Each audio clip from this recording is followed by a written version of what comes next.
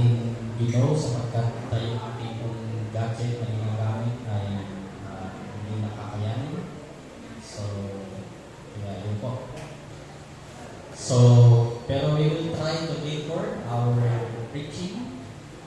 Kung makakatch natin, then we will be posting sa ating pong FB page para ma-view. Hindi natin na ginawa yun sa worship natin. Dahil pag record ng wala yung gadget na computer ay hindi maging maganda. So, but the preaching will be recorded para ma-share natin din sa mga pagkilala po today. Mayroon po yung maliit na pamphlet po dyan o booklet regarding sa isang karanasan ng isang transgender, isang lalaki, pero nagpa-ritoke at nagpalagay ng tawag natin babae. So if you will, mayroon pang ilang copies na nandiyan sa likuran. So kung wala pa kayo dito, please read this. Isang kwento po ng isang transgender, pangalan po niya si Vince Santiago. Actually, naging pastor po siya dahil siya ay binago ng Diyos. At present po siya po yung senior pastor ng mga LGBTQ sa parte po ng lugar ng Cagayan de Oro. Nung siya po yung transgender woman, ay meron siyang asawang lalaki na sa kanyang kwento rin. Pero yun po yung binago siya ng Diyos at naayos po yung kanyang buhay. So, maganda po siyang basahin at gusto ko pong basahin po ito para dito rin sa ating pag-uusapan about freedom. Alam niyo po, sa kasaysayan ng Biblia ay maraming pagkakataon ng ating Panginoon Jesus ay nagpapakita siya ng mga himala, pero nagtuturo rin siya ng mga katotohanan para isang tao ay mapalaya sa iba't ibang uri ng buhay. Sa ating pong passage for today ay isang verse lang yung kukuhanin natin, pero kung gusto po natin mas makuha yung buong context at picture ng ating pong pag-aaralan, ay makikita natin doon sa John chapter 8. Yun po yung ating passage for today. Pero prior to that, ay gusto kong tingnan natin siguro muna yung ating pong text na ito. So then you will know the truth, and the truth will set you free. Yung verse na yan ay tugon ng ating Panginoon Jesus sa mga Pharisees at teachers of the law doon sa temple courts na kanyang kausap. So at this time ay gusto niyang ituro sa kanila yung totoong kalayaan, the true freedom. At kung tutuusin ay itong mga teachers of the law and Pharisees, alam po nila kung ano yung truth patungkol sa law. But why Christ right now in this conversation ay may pinapakita siyang dapat malaman ng mga Pharisees, Sadducees, even teachers of the law, even the Jews, na dapat silang maintindihan nila ang katotohanan na ito. So, ito pong buong month ng ating pong June ay may 4 po tayong topic na pag-uusapan. At yung pag-uusapan natin ito ay nakatungkay doon sa 4 na areas na dapat tayo ay magkaroon ng kalayaan. I think yung una po, natitingnan po natin ay yung tinatawag nating true freedom in Christ.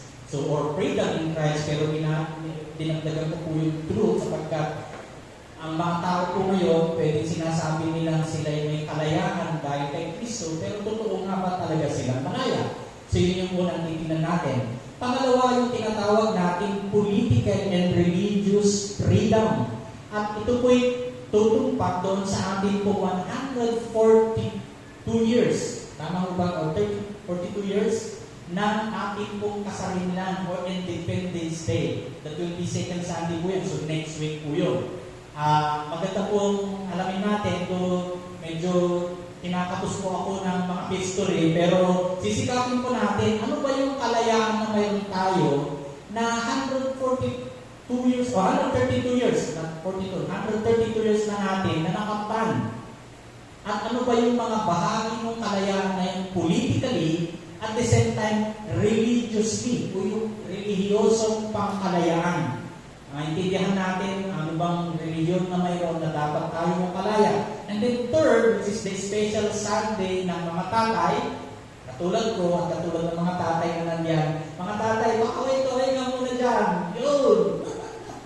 So dapat nandito kayo na sa third Sunday dahil maganda ho yung pag-uusapan natin. Though medyo ang topic natin dyan ay He knows my name. Amuin po natin doon sa ating text sa makikita po natin I think sa Psalms 93. And then the last Sunday of this month ay pag-uusapan naman natin ano ba yung kalayaan sa pagbibigay? Freedom in giving. Yan. So yung mga ilan sa atin parang talikalapaw ng kung paano dapat magbigay kay Lord. So itong apat na issues na ito ay ilan lamang sa dapat maintindihan natin yung katuruan patungkol sa true freedom. So, with that, ay simulan po natin sa freedom o true freedom in Christ. May apat po akong gusto pong linawin at pwedeng focus ng ating pag-aaral for today. First and foremost, saan ba natin matatagpuan ang totoong kalayaan? Where we can find the true freedom. Kasi po, ang dami ho ngayon na nag-iisip at pwedeng gusto nila makaroon ng totoong kalayaan. Pero saan nga ba dapat nila kukuhanin yung true freedom na yun? Pangalawa, sino nga ba ang pwedeng magpalaya sa atin? Who can free or who can set us free? And then third, what kind of freedom? Dapat maintindihan natin yan kasi mga ilan dito, pwedeng iniisip nila na kalaya na, pero hindi naman talaga dahil may mga bahagi pa sa buhay na hindi talaga malaya. At of course, pang-apat na gusto natin maintindihan, ano yung reason kapag pinalaya ka ni Lord? Dapat may ebidensya po yan. Kasi kung hindi, hindi nga totoong freedom yung naranasan mo. At of course, yung kalayaan, dapat mamuhay tayo doon patuloy. So, how to continue live in freedom. Alam niyo po, kapag pinag-usapan yung salitang freedom, tinignan ko po si Oxford Dictionary. Mayroon pong marami po siyang explanation nito. Ano ba yung ibig sabihin ng true freedom or freedom in Oxford Dictionary? Una, yung the power or right to act or speak or think as one without hindrance or restraint. Kaya ngayon, titignan niyo po, yung freedom to choose or freedom to speak ay patuloy po yan na hinihigit ng mga tao na nagsasabing may kalayaan silang magsalita. At yun po yung una na ibig sabihin ng freedom. But the problem is, mayroong tamang dapat ginagamit yung freedom of speech, freedom of yung gusto mong ilahad. Sapagkat tututusin, tulad ngayon, halimbawa, hindi naman dito sa ating bansa, kapag nagraramiw pa yung mga tao, ano ba yung pinagsisigawan nila? So marami po yan, either political, either personal, or either issues na gusto nilang makalaya ang isang mga bahagi o bagay-bagay.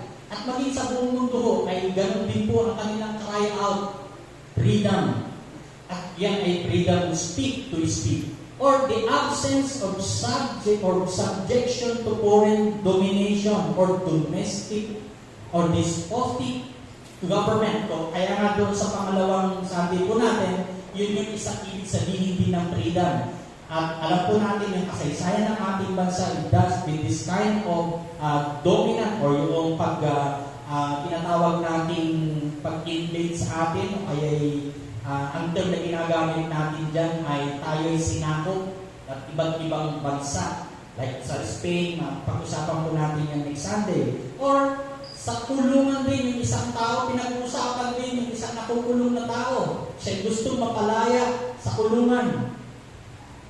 Pero may aming pagkakataon din, di natin alam, tayo rin po yung nakukulong, quote-and-quote, spiritually, na nagsisigaw din po tayo ng kalayaan. At ito isa rin na issues na titignan natin dito. Hindi lamang yung reras na bakal na ikaw ay nakulong o nakakulong at nais mo magkaroon ng freedom.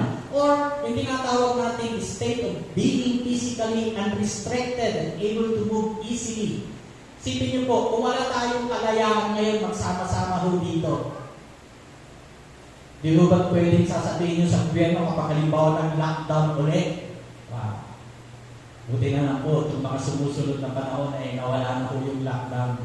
Di ba ba't nung nag-lockdown gusto nyo pong makalabas at talagang gusto nyo pumunta sa ibang lugar, pero you have no freedom because of the tinatawag nating restriction na ibinibigay ng gobyerno. At yung pang-apat na klase na yan, ang freedom to move ng anumang mga bagay na hindi ka restricted.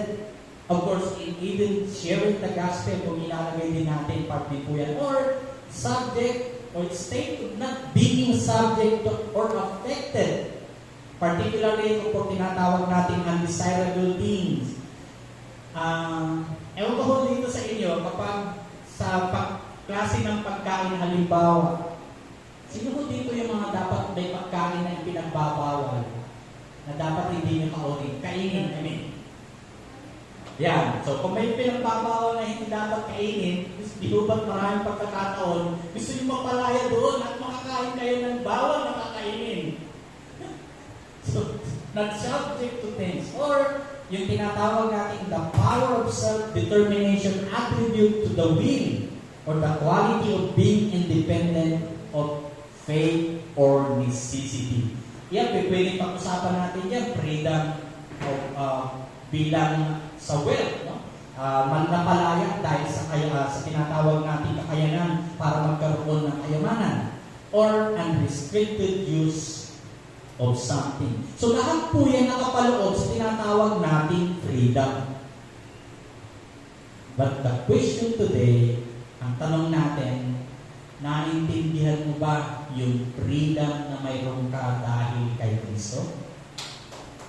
I think yun po yung una natin isipin ngayong na focus ng ating pag-aaral sa oras na ito. Mayroon pong sinabi po si Steven Lawson, sa po siyang writer at non-speaker. At ito-quote ko po ang kanyang sinabi. Sabi niya ganito, "To know Christ is life's greatest joy." Kung ikaw ang kasiyahan mo ay kayamanan at gusto mo pang makakamit ng kayamanan, kay Steven Lawson po hindi. Yung knowing Christ is the greatest joy.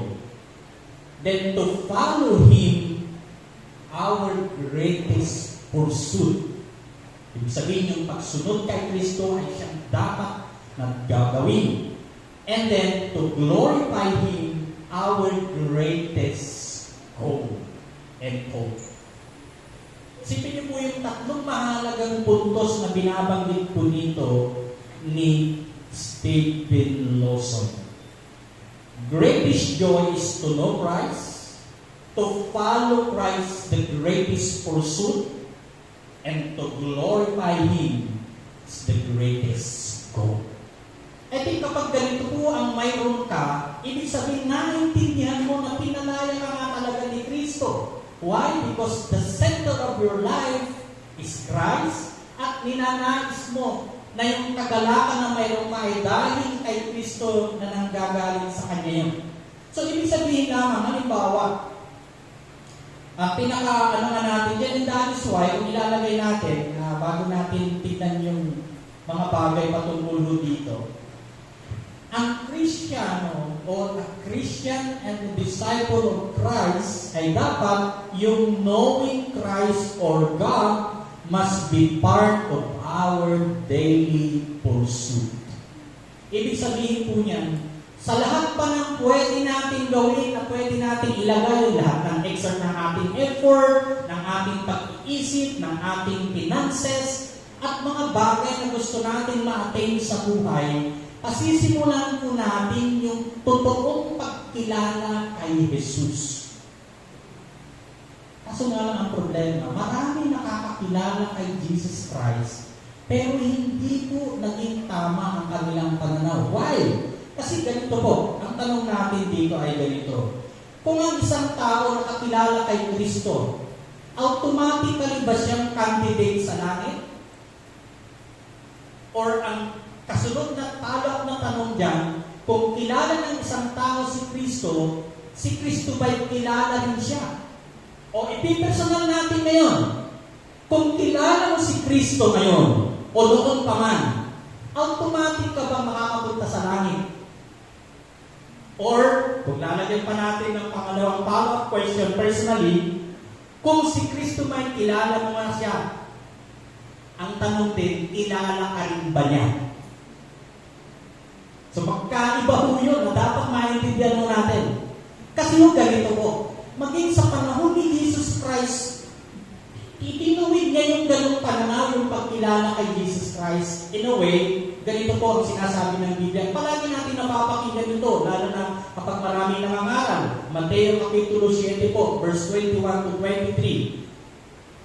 NIV version, sabi po niya, "Not everyone who says to me, Lord, Lord," o kumbaga sa ano, walang, hindi lahat ng tumatawag kay Jesus, ginamit nito, Lord, Lord, will enter the kingdom of heaven. But only, the one who does the will of the Father who is in heaven. Kaya nga yung verse 22, tingnan niyo po nga, parang ito nga, mas higit pa nga na hindi lang magkakilala, kundi naglilingkod din kay Lord. Kung itong pangalawang alam natin sa isang taong kumilala kay Lord. 22, "Many will say to me that on that day, Lord, Lord, did we not prophesy in your name? And in your name, drive out demons?" So, kung ilalagay ko natin yan, talagang ibig sabihin, mga lingkod ito ng Diyos. "And in your name, perform many miracles." Verse 23, "Then I will tell them plainly, I never knew you. Away from me, you evil doers." So, kung ilalagay natin yung tanong natin kanina, hindi lahat ng nakakakilala kay Jesus talagang makakarating sa langit. Tama po ba? Susuportahan natin mamaya yung gusto kong i-point out dito. At hindi rin lahat na naglilingkod kuno kay Lord ay naging pleasing to Him yung kanilang paglilingkod. Kasi kung nilagay natin dito, evil doers pa nga yung binanggit ni Jesus. So paano natin mag-engage ngayon yun? Na isang totoong taong kumilala kay Lord ay pwedeng makarating sa langit. Kasi po, pwede natin tignan sa ganitong kaparaan. Kasi may differences po yung knowing Jesus versus knowing about Jesus. Ano yung ibig sabihin po natin dyan? Ito yung pwedeng sample na pwede natin tignan. Kasi ang kasunod na dalawang nito ay sino nga ba si Jesus para sa iyo na siyang magiging dahilan na makakarating ka sa langit? Sabi po ng John 8:19, "By knowing Christ, you also know the Father."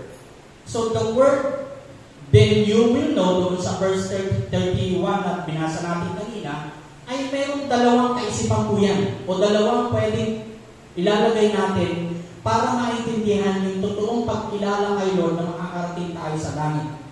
Una, yung public knowledge na tinatawag, which is the intellectual knowledge.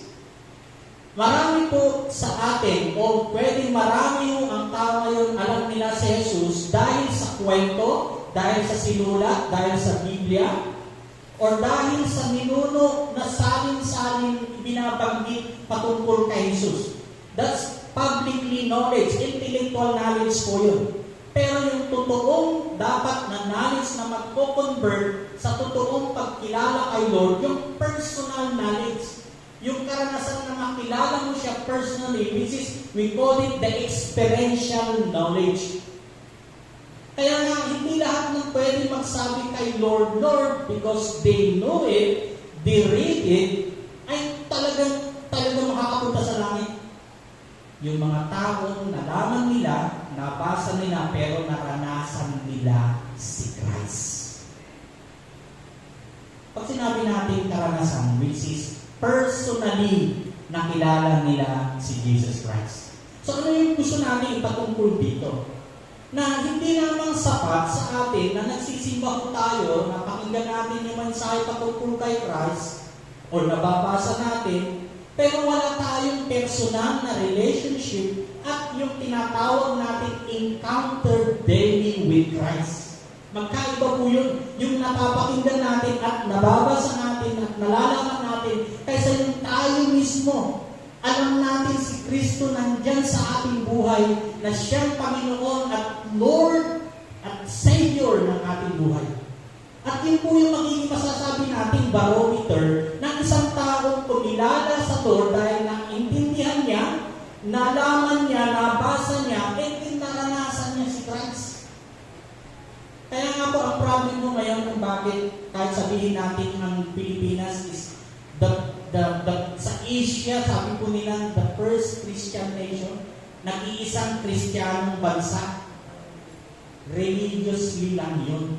Pero yung mga Pilipino na hindi nagkaroon ng personal na encounter kay Lord o relationship kay Lord, hindi po yan magiging pruweba na makakarating sa langit ng isang tao. Kaya nga, dapat mahalaga po sa atin ito. Na ibig sabihin, masasayang lang po. Halimbawa, 20 years ka nang nakakaalam kay Lord, pero wala ka naman palang personal na experience. So, magkakaproblema ho tayo dahil isa sa mga bagay na mangyayari dapat ay yung personal encounter with God, not only with the time you receive Him as Lord and personal Savior, but yung daily life mo, you have that pursuit to know Him, you have that joy to bless His life, and joy to serve Him as well. So, yun po yung magandang bagay. Alam niyo po, kapag sinabi po natin yan sa bahagi ng knowing Christ, not only in knowledge publicly, intellectually, but knowledge personally, which is experiential. Si Pablo, mayroon po siyang sinabi doon sa Philippians chapter 3, verse 10. Sa Holman Christian Standard Bible, may ganitong sinasabi, my goal is to know Him and the power of His resurrection and the fellowship of His suffering, being conformed to His death. So dito sa bahagi na ito, personal po yan na layunin na gustong maranasan ni Pablo. Actually, sa Amplified Bible, mas lalong in-explain yung mga iba't ibang words. Ang sabi po diyan, and this is so that I may know Him, which is experientially becoming more thoroughly acquainted with Him. So ito, personal engagement, encounter with God, ang binabanggit ko dito sa Amplified. Understanding the remarkable wonders of His person more completely, and in that same way experience the power of His resurrection, which overflows in an active believers, and that I may share the fellowship of His suffering by being continually conformed inwardly into His likeness, even to His death, dying as He did. Dito pinapakita ko dito yung knowledge na yon na hindi lamang intellectual kundi experiential. Naalala ko po nung ako po'y nag-search sa katotohanan, high school po, senior high school po ako. Marami akong tanong, ano nga ba yung pwedeng ang tao ay maliligtas, anong gagawin? Kapag halimbawa naman namatay, halimbawa ako namatay, ang isang tanong ko doon, saan mapupunta yung aking kaluluwa? In search for the truth, marami akong tinanong. Of course, yung parents ko, hindi naman na-explain sa akin yung pwedeng sagot. Lalo na kapag pinag-usapan ng bago, dahil hindi naman sila talaga Christian, Catholic, yung pinanganak ako sa amin ng Catholic, at hindi naman kami masyadong religiously die hard as far as yung mga ilan ay sabi nga nila pwedeng dikantado, ditornilyo na Katoliko. Hindi yung kami ganun. At iba pang mga pinagtanungan ko, mga kaklase ko, mga kaibigan, pero hindi nila naibigay yung totoong sagot. But one day, sa isang maliit na gawain doon sa aming bahay, naimbitahan ako ng aking tiyahin. Doon ko naintindihan na ang kaligtasan at pagkilala kay Kristo personally ay isang susi para isang tao ay maligtas. At alam niyo po, hindi ko po pwedeng makalimutan yung date na yan. At medyo matagal-tagal na nang umiisipin po. May 29, 1985. So, bibilangin niyo po, 1985 up to present, ilang taon na po akong kumikilala at nakakilala kay Lord. Sino ho nakaalam ng ano yan? I-times nyo nga ho yun? 2022? 1985? 37 years. Hindi ko pinag-uusapan dito ay matanda na ako kayo. Hindi. Kasi po yung pursuit of knowing Christ experientially is a daily basis. Kasi marami lang pong kumilala kayo na matagal na pero hindi ko rin makita sa kanila kung ano yung pagkakilala talaga nila kay Lord. Kaya nga mahalaga po. At alam niyo po, through that, nung nagkaroon ako ng kalinawan sa katotohanan, patungkol sa kaligtasan, patungkol kung sino si Kristo na namatay para sa akin, di ba ano, ako po ay tumulong sa gawain ng ministry doon sa amin. Yung mga missionary, every time na sila ay kasi may Bible school tayo doon sa Tanay, pag-uwi, semestral break, yun po ang kanilang time para pumunta ko doon sa amin sa bandang Pangasinan, mga nakarating na po sa mga kapatiran natin doon. At alam niyo po, with that, after my high school, parang 3 years in a row, 1985, then 1986, 1987 po, graduate po ako ng high school. And then kumuha po ako ng vocational course, yun pala may calling ang Lord sa akin. 1988 po, may calling si Lord sa akin sa ministry. At yan din na naging dahilan na nag-decide po ako to really serve the Lord. At nag-enroll sa Bible School kaagad 1988. Of course, di ko nagtatapos po yan. So, ano po po dito mga kapatid? Mahalaga po na yung experiencing Christ in knowing Him ay dapat nagaganap sa atin hindi lamang once, but it is a pursuit of knowing Him continually sa ating mga buhay. Ngayon, ang tanong natin, ano ba yung magiging dapat mangyayari? Kasi po, yung pong binabanggit din po, halimbawa, binanggit natin kanina, lahat ba yung tumatawag kay Lord, maliligtas, at ayong sila automatic ba makapunta sa langit? May binabanggit din po si Jesus Christ na sa kanyang pangalan, even in John 17, verse 3, this is eternal life, that they know you, the one true God, and Jesus Christ, whom you have sent. Dito binabanggit niya dito na ang mga pinili ni Kristo na siya mismo ang ginamit para pagbitin yung katotohanan patungkol sa Kanya. Kaya nga po, in that, knowing Jesus Christ is being relational with Him or in relationship with Him, and knowing Jesus Christ personally. So, ibig sabihin, yung knowledge at saka experiential dapat magkatuwang po, hindi pwedeng mag-iwalay. Kasi kung aalamin mo lang si Lord, knowledge lang, nang walang experience, kulang po yun.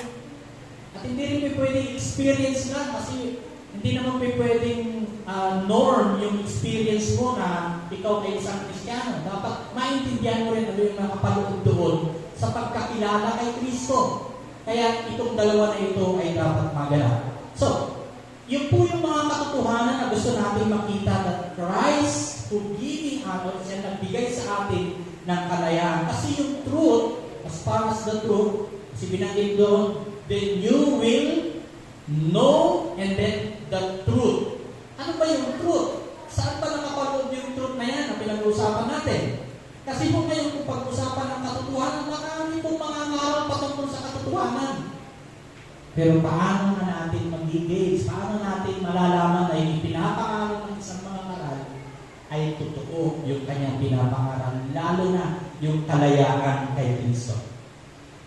Even the Lord Jesus Christ Himself, not Jesus Christ, but John, nung kanyang sinusulat yung pong tinatawag natin epistles, and then writings, 1 John chapter 5 verse 20, ito pong sinasabi, we know also that the Son of God has come and has given us understanding, so that when we know Him, who is true, So, pinapatukoy po dyan si Jesus Christ.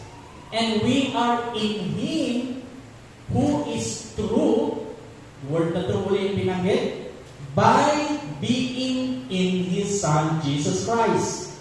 He is the true God and eternal life. Kaya dito po, kapag binanggit yung truth dito sa first na binasa natin, pinaka-main text natin, at kung babasahin nyo rin ito at babalikan po yung John chapter 8 na yan, isipin nyo po, itinuro ni Jesus Christ sa mga Pharisees, scribes of the law, mga Jewish people, about the truth.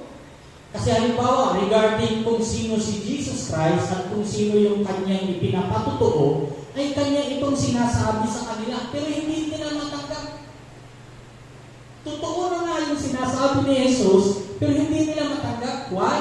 Kasi yung basis ng mga Pharisees, scribes of the law, ay patungkol dito sa tinatawag nating Torah, the written word. Pero hindi po nagtatapos dapat yan. Kasi yung pagkilala kay Lord, hindi lamang dito sa written word. Dapat yun ang pinaka-basis, but yung experiences, maranasan ng isang tao.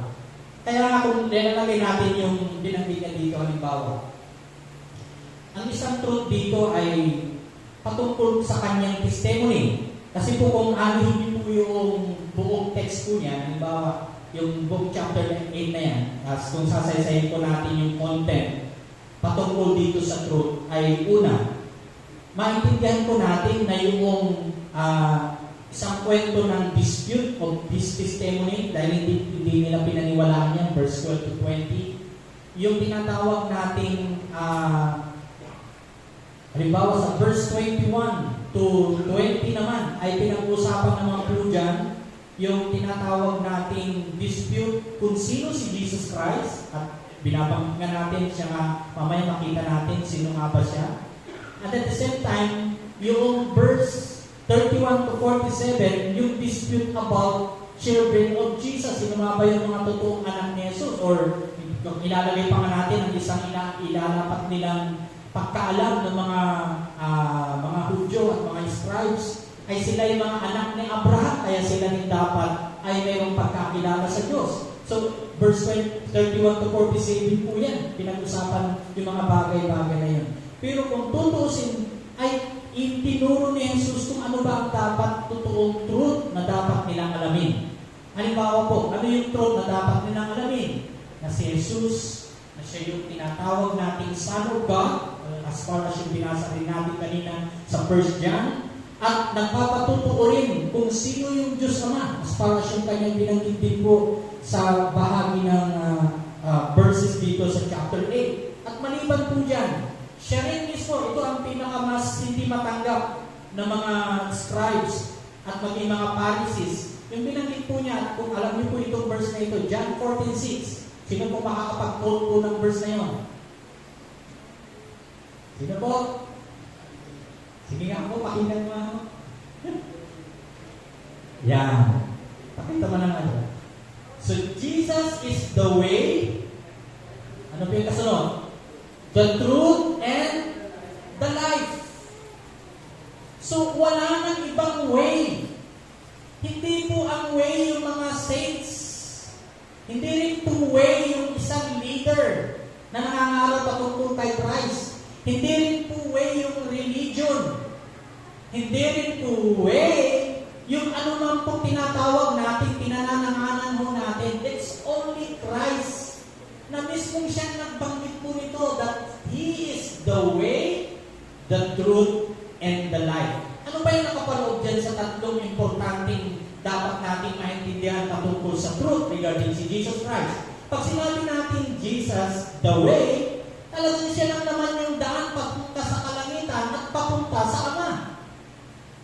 Kaya nga kung kilala mo, sabi ni Jesus Christ sa mga conversation nila dito sa kanya, sa mga Pharisees and scribes of the law, kung kilala nyo ako, kilala nyo rin ang Ama. At yun naman talaga ang pinakadahilan na ang truth about Jesus, that He is the way to the Father. Walang pwedeng makarating sa Ama na hindi dumadaan kay Jesus. So, ibig sabihin, kaya nga po maging sa ating mga prayer, bakit binabanggit natin ihuli sa ating mga panalangin in the name of Jesus. Why? Kasi yun din po yung mga yan din pinaka-truth na makakalapit tayo sa Diyos Ama sa pamamagitan ni Christ. Alam niyo po, ang pinaka-balintunaan o yung hindi tama at hindi tuwid na pagtuturo ay kapag ginamit na yung religion, yung organization, ano pa ba? Yung anything that could pertain sa mga bagay-bagay na siya maging dahilan na truth regarding sa pagkilala sa Diyos. No. It's only Christ who is the one who could make us to the Father. And at the same time, binabanggit po dyan, siya rin po yung katotohanan. Dahil kaya nga, the only way is Jesus Christ. Hindi po religion, hindi po yung leader, hindi rin yung organization, it's only Christ. And siya rin yung buhay. Yun po yung truth about Jesus. Kaya, ang tanong ko kanina, di ba, kilala mo, sino ba si Jesus para sa iyo? Mga ilan sa inyo ay dahil kinuwento ng aking lolo at lola na si Jesus ay ganito. Isang katotohanan lang po yun. Pero dapat maintindihan natin anong nakapaloob sa Kanya, kung sino siya, ay dapat maranasan din natin siya. So, ibig sabihin tulad ng ganito rin, halimbawa, ay Kristiyano ako, pastor. Do yung mga anak ko rin dapat Christian? Hindi ko. Sila rin dapat magkaroon ng personal experience, encounter with God, not only the knowledge that you impart. And that is why parang ganito pang gusto kong i-point out dito sa part na ito. If Christ, the truth na pinabanggit dito, dapat po tayo kumuha ng mga katuruan na maituro rin natin sa ating mga anak. Sipin nyo na lamang yung mga anak nyo na po yan ay hindi naging tama ang kanilang pagkilala kay Lord. Di ba ba't magiging challenge din po sa atin na halimbawa, totoo yung na-share ko, di sila rin makakarating sa kalangitan kasama mo pag dumating yung tinatawag natin pag-ulit mo. Pero pag hindi tama yung naituro mo, saan ka pupulutin? So, mahalaga po yung ibig sabihin na bahagi ng katuruan at truth na ating binabanggit. Then you will know, una yan ang pinag-usapan natin, the truth, at yung truth na yun siyang magpapalaya sa atin. And the truth will set you free. Dito po, ang ganda ho ng pagtuturo ng Lord dito doon sa verse, kahit na yung verse lang na yun. Kasi po, maliban na parang ipinakita po niya yung buong picture ng kalalagayan ng tao. And then at the same time, ipinakita naman niya, tinuro kung sino siya na pwedeng magpalaya sa kanila sa tamang pagkakilala. At yung tamang pagkakilala na yun, ang siyang maglalahad para sila'y magiging malaya. Tingnan niyo po yun. Sa John chapter 8, verse 31, which is the same verse na binanggit natin dito. To the Jews who had believed him, Jesus said, if you hold my teaching, you are really my disciples. So, ibig sabihin niya na magiging result na dapat maging dahilan para tayo ay magkaroon ng totoong kaalaman patungkol kay Jesus. Even in verse 51, verily, truly, parang kumbaga yung redundant word na yun kasi gustong i-emphasize yung kahalagahan ko kasi nun.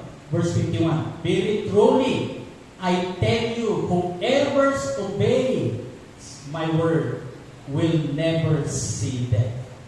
So ipinapakita ho dyan yung magiging result ng ating pagkakilala sa truth na si Jesus Christ ang siyang magpapalaya po sa atin. Kaya nga po, titingnan natin, ano ba yung mga result na pwedeng mangyari kapag nagkaroon tayo ng totoong pagkilala kay Jesus Christ at yung freedom na naranasan natin, ano yung makikita dapat? Una, ang isang nakakilala kay Lord na pinalaya ay naniniwala sa testimony ni Jesus Christ. Verse 14, kung balikan po natin yung ating text for today, ng chapter 8, napakalinaw po dyan sa verse 14 na pinanggit po ng ating Panginoong Jesus. Jesus answered, even if I testify on my own behalf, my testimony is valid. For I know where I came from and where I am going. But you have no idea where I came from or where I am going. Kasi yung dito sa part na ito, pag binanggit ni Jesus Christ yan, dahil sinasabi nga po niya, siya is Son of God, at He came from the Father, He was sent by God. Pero hindi nila pinaniwalaan yun. Kaya nagkakaroon sila ng discussions on this. But if you are freed by Christ, kung nagkaroon ka ng freedom, dahil naintindihan mo si Kristo kung sino yung truth na yan, ibig sabihin, paniniwalaan mo rin yung testimony ni Jesus Christ. Second, ang isang taong nakalaya na pinalaya ni Jesus, namumuhay siya sa liwanag. Sabi mo sa katabi mo, dapat mamuhay tayo sa liwanag. Yan, maliwanag ang panahon. Maliwanag talaga. Kasi kung namumuhay ka pa ngayon sa kadiliman, spiritual quote-unquote siguro, may problema yung kalayaan na sinasabi mo. Dahil hindi mo naiintindihan yun.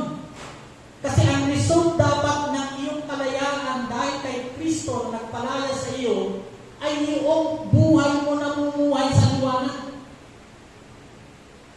Kaya nga po napupulaanan po tayo, kasi sinasabi natin sa ating bibig, Kristiyano tayo, pero yung buhay natin, wala pong ebidensya ng totoong na buhay na talagang nabago. Amin. Sabi mo sa sarili mo, ako ata yung pastor. Ibig sabihin parang ganito po. Bakit ko po ipinopoint natin ito? Kasi mo kung Kristiyano ka talagang totoo na nakaalam sa Panginoon or nakareceive kay Lord personally, experientially, ang result po dapat niyan ay mayroon din na bagong buhay ka at yung buhay sa liwanag nakikita sa iyo at namumuhay ka talaga doon. Kaya nga, not living in darkness, sabi ng John 8 verse 12, kung titignan po yan, passage pa rin po tayo, but living in the light. Kaya nga sabi po yan, balikan natin yung verse 9. When Jesus spoke again to the people, He said, I am the light of the world. Whoever follows me will never walk in darkness, but will have the light of life. Kaya nga po, hindi madilim ang buhay ng isang Kristiyanong nakakilala kayo, kundi maliwanag ang buhay. Amin po ba? Sabi ko sa katabi mo, maliwanag ang buhay ni Kristo. Mga iba sa atin, parang gusto pa natin mabuhay sa biling mo eh. Ang hirap po nun, naranasan nyo literally na nandun kayo sa dilim tapos may kung kayong gustong gawin o kayo kukuhanin. Di hubad, mga pa kung kayo mahirapan kayo makuha yun. At ganoon din mo naman po talaga. Kapag ikaw ay nabubuhay sa kadiliman, sigurado po, ang hirap. Dahil pwede ikaw ay tanikala ng kasalanan, ikaw ay tanikala ng bisyo. Quote-unquote yung ibig sabihin po natin yun kapag namumuhay ka sa dilim. Kasi result naman po yun talaga kapag hindi ka namumuhay sa liwanag. Siyempre, namumuhay ka sa diliman. Pero resulta dapat ng iyong pagkalaya dahil kay Kristo is you live in the light. Third, kasunod po niyan dapat magnalaya ka rin sa tinatawag nating tanikala ng kasalanan, free from sin of slavery. Tingnan niyo po yung verse 34, the same chapter. Ang liwanag po na binanggit ni Jesus. Kasi yung dito, sinasabi ng mga Pharisees and scribes of the law, sila ay malaya. Pero yung kalayaan nila hindi nagpapakita ng totoong nabubuhay sa kalayaan dahil kasalanan pa rin. Ano nang ginagawa? Tingnan niyo po, yung verse 34. Ano pong binanggit ni Jesus patungkol po dyan? Ang liwanag po, Jesus replied, verse 34, very truly. Tingnan na naman yung si very at saka si truly. Kasi ini-emphasize po niya talaga dito yung truth ng isang taong nakalaya. Anong resulta? Ang kasunod po niya, I tell you, everyone who sins is a slave to sin. Now, a slave has no permanent place in the family, but a son belongs to it forever. Verse 36 pa. So if the Son sets you free, you will be free indeed. Ang liwanag po dito ng discussions na binabanggit ni Jesus. So ibig sabihin parang ganito pang gusto kong sabihin niya. Yung tinatawag natin being free from sin and the slavery of sin, hindi nangangahulugan, hindi ka na vulnerable sa sin. Ibig sabihin, hindi nangangahulugan na hindi ka pwedeng hindi na magkakasala. Tama po ba? Kasi hindi po tayo pa nasa langit. Kaya makakagawa pa rin may posibilidad, the possibility to engage in sin. Tama po ba? Sino po dito yung mga hindi na nagkakasala? Pakitaas nga ba ang kamay? Hindi na nagkakasala. Ako ata ang kasala. Ibig sabihin, lahat po tayo ay may possibility pa na mahulog o makagawa ng kasalanan. Pero ang maganda po, tayo na'y pinalaya hulog. Dapat naiintindihan po natin. Kaya nga, every time that the enemy is seeing you to live a life of sin, sabihin mo lang, ganito, ang katotohanan, ako ay nakakilala kay Kristo, mayroon akong personal na relasyon sa Kanya, ikaw na kasalanan, hindi dapat na ikaw ang mamuhay sa akin. That's si Christ. O kaya halimbawa, ang temptation ay pwedeng mag-lead to sin, di mo ba? Ano bang mga temptation yan? Pwedeng sa mata. Diba mga kalalakihan, o kababaihan din naman excited yan, di ba? Nakita ko yung kalalakihan na magandang Coca-Cola body. Di umiiral na yung mga isip, di ba? Mga kalalakihan dyan! Di ba mga kababaihan din? Pag nakakita ng medyo mga six-packs, wow! Medyo! Di ba medyo umiikot yung mga kaisipan? Doon pa lang sa part na yan, paano kung ginawa mo na yun? Di mas lalong mas matindi ho yun. Halimbawa rin, sa iba't iba pa, sa pagsisinungaling, kasalanan din po yun, di ba? Sabi mo, Pastor, white lies lang naman ito, napaka-light lang naman ito. Pero kasalanan pa rin po kasi yan. Bakit namin natin sin is a sin of kung lie yan, lie talaga yan. Pero minsan, ano pa nga po yan kumbaga, kakaroon pa tayo, proud na proud pa ho tayo. Kasi yung ginawa ko naman, nakatulong. Kung kasalanan na dahilan po yan, at nakatulong kayo, baka hindi na.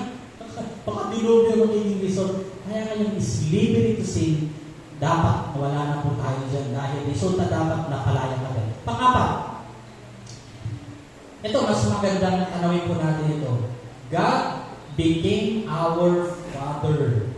Dito po kasi sa discussions na ito, naurirat ng kaalaman ng mga Hudyo at even these Pharisees and scribes of the law, dahil sila daw ay galing sa lineage ni Abraham, so dapat sila rin ay son of God.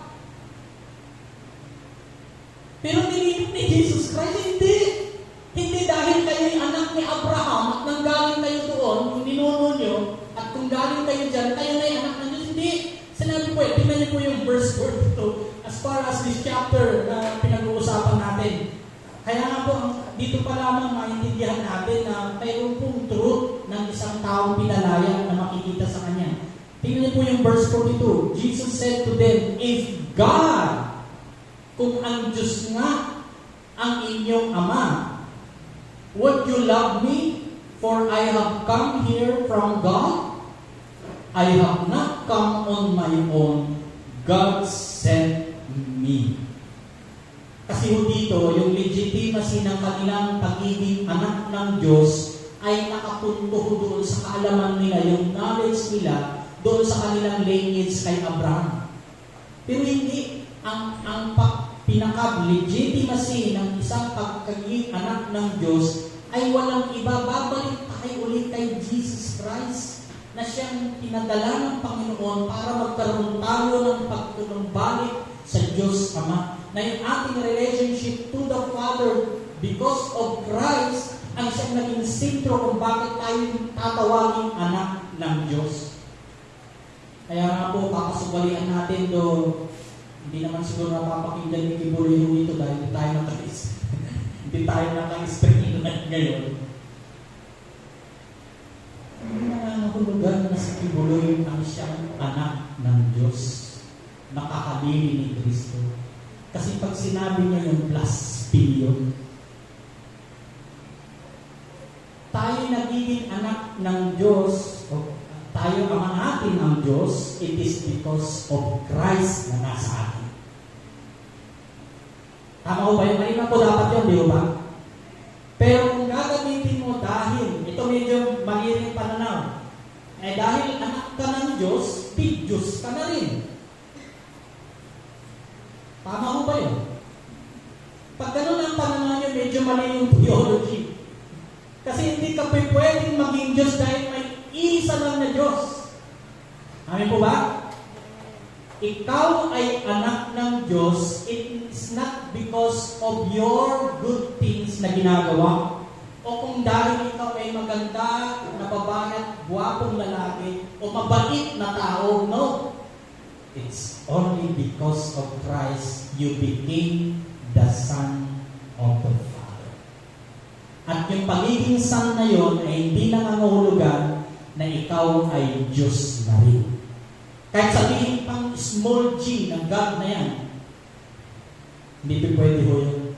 Kasi yun, mayroon lang po talaga ng iisang Diyos. Kaya dito po, yung isang result na nakita natin pang-apat, alam niyo po parang, kaya nga ilalagay natin, kaya nga ang binanggit ni Jesus Christ dito, ang katotohanan, hindi ang Diyos ang inyong Ama. Anong sinabi pa niya sa mga kasunod na kwento dito? Your father is the enemy, the devil, because you are the sons of the devil. Mas matindi ho yun. Mas pinersonal ni Jesus Christ yung pagpapakita noon para ipakisabi sa kanila na hindi sila talaga nandun sa tamang pagkakilala at kalayaan sa kanilang kaulawanan. So, kaya napakalinaw po yan na dapat natin intindihin na magiging isang parang barometer ng isang pinalaya ng ating Panginoon Yesus. Na tayo ay dapat resulta po niyan anak tayo ng Panginoon.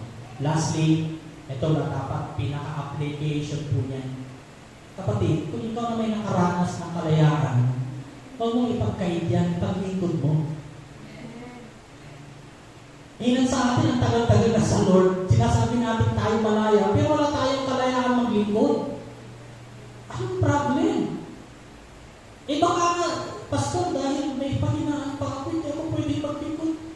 Problema ho yung sabihin, hindi ka pala kalaya doon sa kahinaan na yan, kaya hindi ka talaga makakapaglingkod. Mga ilan sa atin parang hesitant na magbigay ng paglilingkod kay Lord kasi meron pang natalika na sa buhay nyo. Dapat natarayan na kayo po dyan.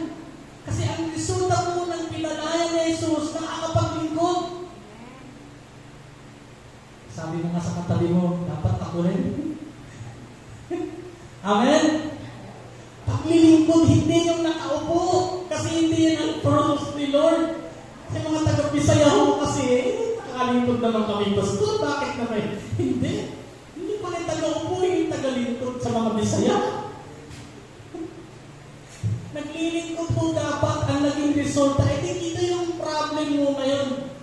Marami nagsasabing sila ay Kristiyano, tinanggap nila si Lord, pero hindi naman nakikita yung ebidensya ng kalayaan na mayroon. Kasi isa rin po dapat sa panglima na nagagamit sa isang Kristiyano nakakilala kay Lord at pinalaya, mayroong pagkakataong maglingkod. It is the privilege. Galatians chapter 5, verse 13 to 15.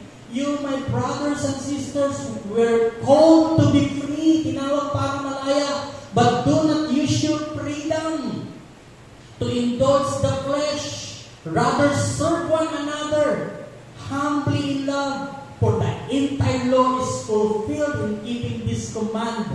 Love your neighbor as yourself. If you bite one and devour each other, watch out, or you will be destroyed by each other. Kaya nga po, kung alam niyo ba kung iniisip ko ngayon, kung sino kaya i-gauge niya yung buhay natin na mayroon tayo, kasama rin po ako dyan. Paano niya kayo i-gauge ngayon? Ikaw ba talaga nagkaroon na ng kalayaan? dahil muna nakikita sa iyo yung testimony ni Christ, sinasabi mo sa iba. O sineshare mo nga, itinetestify mo si Christ. Hindi ka nahihiyang gawin yon dahil malaya ka. Hindi ka na namumuhay sa darkness dahil si Lord siya ay buhay na liwanag na siyang dapat ipamuhay natin. At hindi ka rin nabubuhay sa kasalanan dahil pinalaya ka na sa kasalanan. But you walk with God. At of course, you have the privilege to be called the Son of the Father because you've been part of the kingdom, yung family of God, which is the result of it. And at the same time, you have the privilege to serve one another.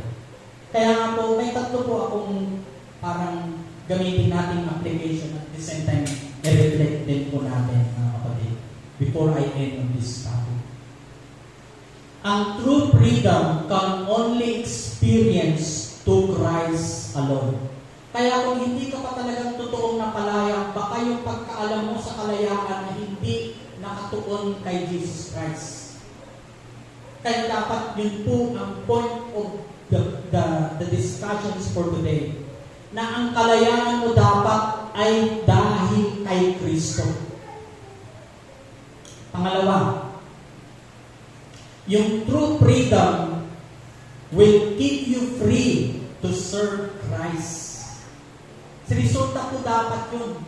At isipin mo ngayon, kung matagal ka na naging Christian pero hindi ka nagkaroon ng pagkakataong maglingkod, di nasasayang yung panahon na ibinibigay nila na privilege para sa iyo, para ma-experience mo yung joy of serving Him. Para ma-experience mo yung tinatawag natin, hindi lang kasiyahan siguro, but also that Christ will be joyful enough nakikita ni Lord na ikaw ay active, na totoong naglilingkod sa Kanya by heart. And I think yun po yung magandang dapat nagiging isipin mo natin as we reflect on this topic, the freedom in Christ. And then lastly, sa pangatlo naman, true freedom is evident of a changed life.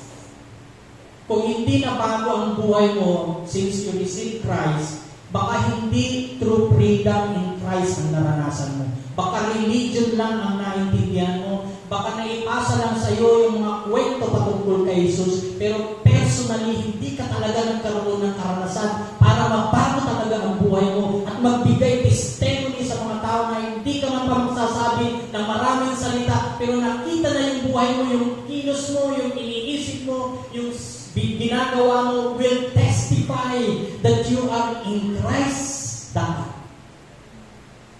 I think yun po yung maganda kung dapat natanawin mo natin ngayon.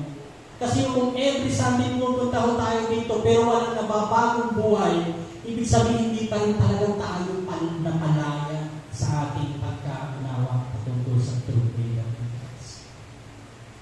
Sayang lang din kung sasabihin natin, nag-exert tayo ng effort, ng money, ng time, pero kung hindi naman po nagiging direction po ito ay sa kalangitan, sayang din po.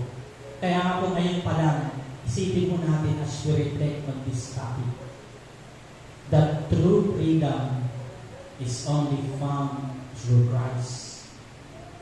That hindi yung freedom na yan dapat nagbibigay pagkakataon para mag-serve kay Lord.